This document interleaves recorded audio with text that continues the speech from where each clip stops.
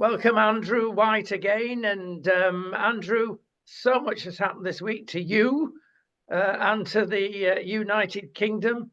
Rishi has surprised us all because he's jumped for an early election. There's all sorts of talk why. The most significant, perhaps, is that, he realises that there's some bad numbers coming out by the end of the year, especially because of billions of pounds to be paid out to sub-postmasters and the blood problem. There isn't any money back to give any presents in a mini budget, so he might as well jump ship now. What a terrible state we're in.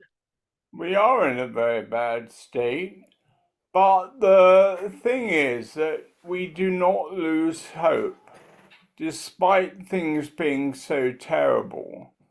And I'm very worried about both the concept of, I don't really like the concept of having an atheist prime minister, and I didn't really like the concept of having a pagan prime minister, and now we've not got a choice. You take one or the other. A pagan who's a Hindu, wearing his Hindu robes around number 10, or a pagan, a atheist who is taking great joy in saying he is going to be the first prime minister who doesn't believe in God. The only good thing about him is that he's married to a Jew. So his children are being raised as Jews. And as you look at his house, at least you see the mezuzah on his doorpost. But it is a difficult situation.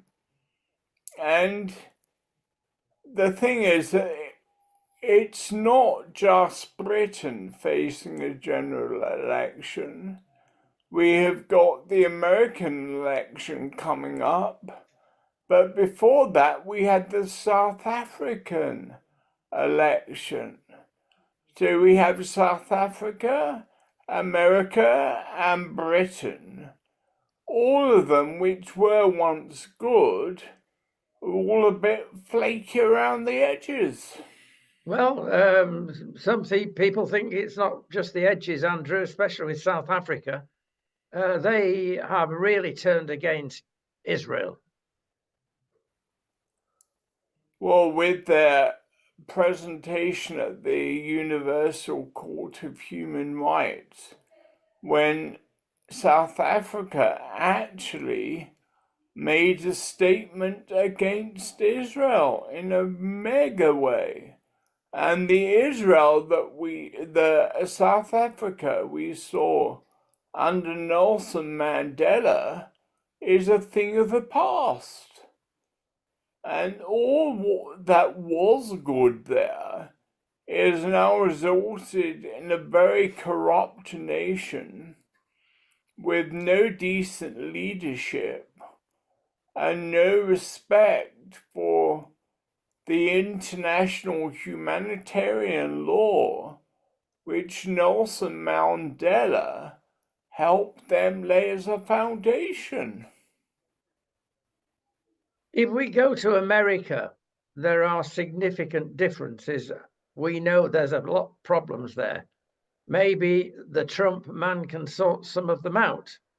There's a lot of people against him.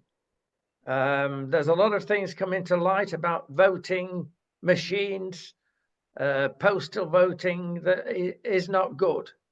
It doesn't look good. Let's hope this next election is not soured by it in November. It doesn't look good for Trump, and it doesn't look good for Biden.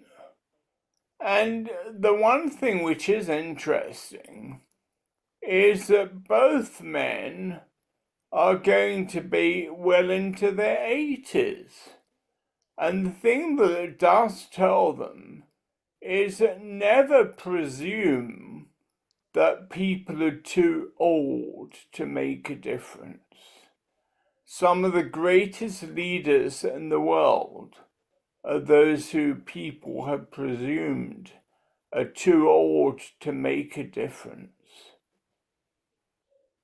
We've got Father Calvin Robinson, who used to have a lot of good Christian programming on GB News. Ofcom got in there. We don't know the full story yet, but a number of presenters left or were forced to leave. And he did go to America. He's allegedly between the two, UK and America, over the pond. But he's actually written on X, previously Twitter, today, saying he agrees with Farage, who's decided not to make any political stand. And the reason, he says, that, amongst others, Farage is going to America to help out Trump in one way or another. And he sees, as Farage sees, the American election being far more important to the safety of the world than our own in July. Significantly, July the 4th. Yes, chosen on a great American historic day. But I must admit that I am very concerned that we in Britain are far behind America as regards faith and practice. Well, this is exactly what Calvin Robinson said. We've got hardly any presence, witness-wise, left in the country, but at least America have got a good number of Christian folk.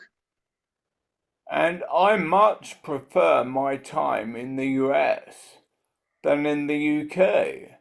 And it shocks people when I say it, but I love America more than Britain. I think America is a wonderful nation, and it is just about a united nation. I don't mean the UN, because I have no respect for them at all. But America does have something spiritual to give hope. Back to Britain, Andrew. We've had, as I mentioned, the terrible suffering of people because of the bad blood that's been given to them, and people had knowledge of that, same as sub postmasters. People in the know were there, but were keeping quiet. The blood scenario is worse than awful. You know, talking from my own medical past, I cannot believe how flippant and silly the British National Health Service and healthcare system was. We have supposedly the best health system in the world. And I really do think we do have an outstanding health system. But when something like that happens, yeah, it's not going to be an easy problem to solve. Many Christian leaders, and there are, in house meetings more than anything else in Britain now.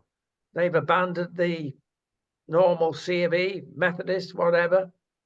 But a lot of them are saying that God has withdrawn his protection from the United Kingdom.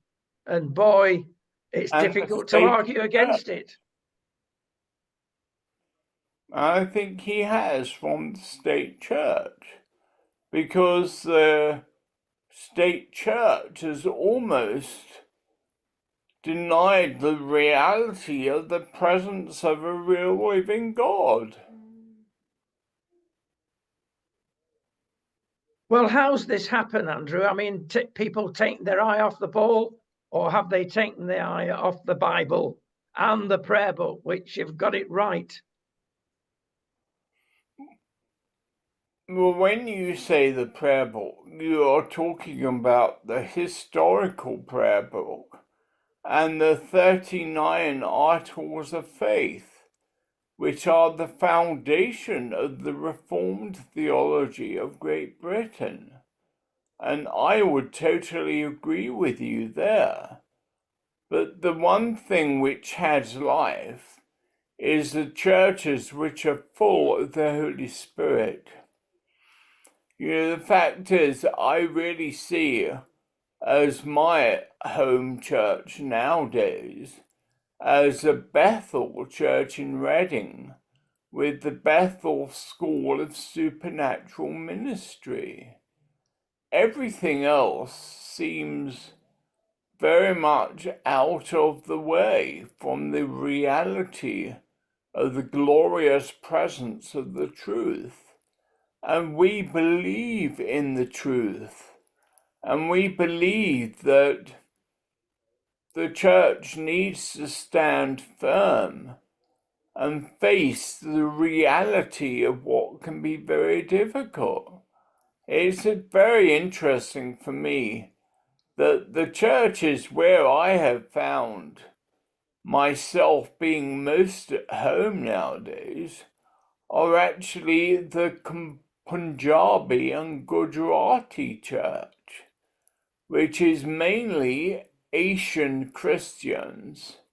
And these Christians in these gatherings are 90% converts to Christianity, coming from Sikhism, Hinduism, Islam, and yet they have turned to the living God, and they know what is true. And I'm preaching at these churches almost every week now. I did last week in Twickenham, and this week I'm in Southall, which is like the Mecca, the South Asian world, in London, and the place of the greatest curry markets in the country. So I'm going to the Southall curry people. Well, there you go. That sounds, yes, the best of both worlds there. Now, we are referring, or you are referring to Bethel in California, of course, Bethel Church in Redding, Bethel California. in Reading, spelled Redding, so Bethel spelt wrong. Yeah, yeah. But yes, I am, and I love it there. Well, there are a lot of medics there, so that's good for you as well. Yeah, a lot. The people I lived with, all medics. Dr. Mercedes Patties and Dr. Aaron Patties, and they're all in emergency medicine, which is very good for me. But the other thing which really delights me in these people is I'm very close to them personally. I've just written, or I'm writing, a new book on the Heralds of Glory, looking at the people of faith who have really inspired me and anointed me in my faith and enabled me to keep going for the victory in dangerous places. And I include not just modern people in the book like you, but I've gone back to John Bunyan and the Baal Shem Tov, one of the great Jewish rabbis, leading up to other modern day people like Derek Prince and Lance Lambert, who were great friends of mine. So I think, yes, we are in a very worrying situation for the church, but we do not give up hope. One of the key things that the Lord has always told us is that there will be a faithful remnant. And we are now in the age of the faithful remnant.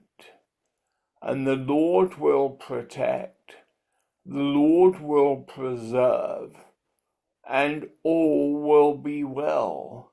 It reminds me of that passage of Julian of Norwich, one of the really great Old English saints, who said, "And all shall be well, and all matter things shall be well." And so we have a real positive, almost apocalyptic hope that come what may, the glory of God will survive, and it shall be well. Andrew, thank you so much. A word of encouragement for everyone in whatever situation they are. Thank you again. See you next week, my friends.